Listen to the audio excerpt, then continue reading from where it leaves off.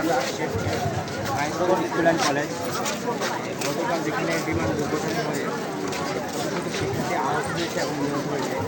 আমরা এখানে সঠিক নিউজটা জানতে পারলাম যে 150+ স্টুডেন্ট হচ্ছে নিহত হয়েছে, কিন্তু এখানে আমরা নিউজ পাচ্ছি যে ওরা মাত্র 27 জন স্টুডেন্ট নাকি নিহত হয়েছে। তাহলে বাকি স্টুডেন্টগুলো কোথায় গেল? এখানে অনেক গার্ডিয়ানদেরকে দেখতে পাচ্ছি যে তারা নাকি তাদের স্টুডেন্টকে এখনও খুঁজে পাচ্ছে না, দেখছি যে তারা স্টুডেন্টকে এখনও পাচ্ছে না। কোথায় গেল?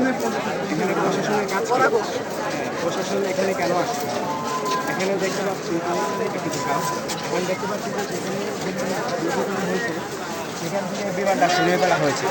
হ্যাঁ, প্রায় স্টুডেন্ট দেখা যাচ্ছে যে খুঁজে পাওয়া যাচ্ছে না, প্রায় স্টুডেন্ট খুঁজে পাওয়া যাচ্ছে না।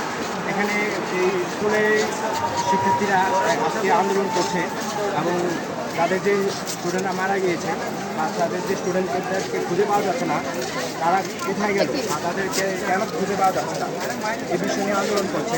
আমরা একটু দেখাই এখানে হচ্ছে এই বিমান দুর্ঘটনা হয়েছিল, কিন্তু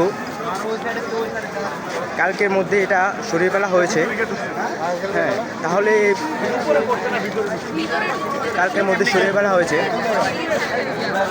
এখন আমরা সঠিক নিউজটা পাচ্ছি না যে কতদূর স্টুডেন্ট নিহত হয়েছে কিন্তু আহত হয়েছে। হ্যাঁ, প্রায় অনেকের কাছ থেকে শুনতে পাচ্ছি যে 400-র উপরে স্টুডেন্ট আহত হয়েছে। আর নিহতের সংখ্যাটা এখনও বলতে পারছি না, নিহতের সংখ্যাটা হতে পারে 100 কিংবা 150+ এরকম জানতে পারি। এ হচ্ছে এখানে বিধ্বস্ত হওয়ার জায়গা।